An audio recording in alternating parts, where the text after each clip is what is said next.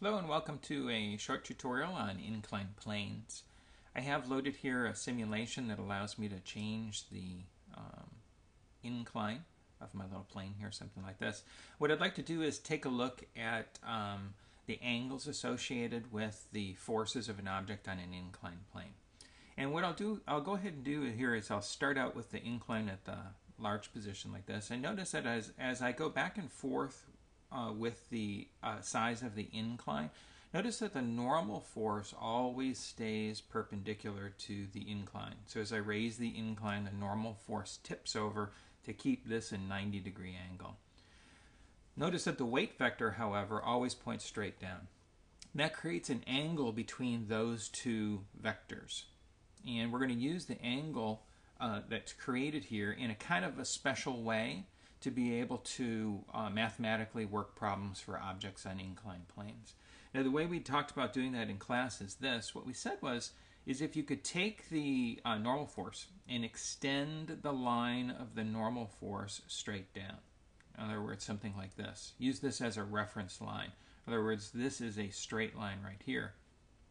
What you would notice is this, is when the incline is large, in other words, this angle right here I measure as my angle of my incline, as that angle is large, then this angle right here will be really large.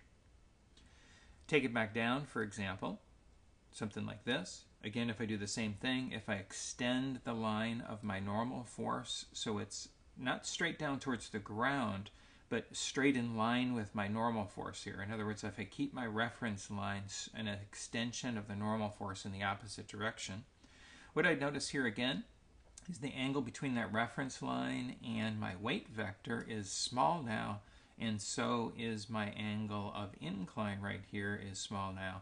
And that helps us realize that the geometry of this is such that the angle of incline is equal to this angle right here. An angle between an extension, like a reference line from the normal force going in this direction, and the weight vector. Now, the reason this angle is important is this. It allows us to, it gives us the reason really for setting up a reference frame in which we keep the y-axis perpendicular to the incline. In other words, even as we change the direction of the incline, for instance, as we raise the incline, what we're going to do is go ahead and just rotate that reference frame with it so that we can keep this reference line here, this line, the extension of the normal force in this direction, we can always keep that as our reference perpendicular to our plane. And we'll call it the y direction. That means their x direction is up and down the plane. And the purpose of this is oftentimes we only have two, in this case we only have two forces shown. But oftentimes we'll have other forces. Let's say we had a force, for example, the object is being pulled up the plane. So maybe we have a force going in this direction, and we have friction that's acting in this direction. We have a bunch of different forces on it. Notice out of all of these forces, 3 of them are oriented along our axis, and that makes just easy. It makes it so that only one of the forces requires trig. That's the reason that we do this little setup. Okay. Okay. So back to our reference frame. So in this case right here, now we're going to go ahead and use this. If we use our little reference line here, what we notice is this: that the weight vector, since this angle right here is the one that we're interested in, because that's going to match our angle of incline, we can say that this weight vector can be broken up into 2 components. Now, it's very peculiar the way you draw these components, so you have to be careful of it. It's going to be a right triangle because we're doing trig, but notice that the horizontal component of the vector is not this. I want you to look at this carefully. It's not this. The reason it's not this is this cannot be the 90-degree angle that we're talking about when we do our trig. So what it has to be is this: is that when we draw our reference line like this, what we're saying is we're going to draw our components, whatever our components are, we're going to draw them perpendicular to these, perpendicular or parallel to these 2 lines. In other words, our new axis system. So what that means is this: if we want the portion or the component of the weight vector that is opposite this angle, we have to draw it like this. There we go. So it's parallel to our x direction right here. That means our 90-degree angle goes right here. Now, because this is the opposite side of this triangle that we've just drawn right here, we can now go ahead and write our weight vector, which is mg, and the component of it that is going to be opposite that angle is, of course, sine, because sine goes with the opposite of a particular angle. Be patient with my writing here. I'm writing with my mouse in the demonstration today. Okay, so now we've got two sides. We've got the hypotenuse of the triangle, which is mg. We've got this side here. We, of course, can now get the last portion, the last side of the triangle, and draw it down in this direction. You can see that component there. That component is adjacent or touching our angle of interest, so we can go ahead and write that as mg, which is the magnitude of the hypotenuse right here. But it's going to be cosine of the angle because it's the adjacent side. Now this green vector right here, notice, is in our orientation. This is the component of the weight vector that is down the plane. And you can just maybe memorize this little thing right here. Mg sine theta is always the portion. As long as you've used theta as the angle of incline, that'll always be your mg sine theta will always be your portion of weight down the plane.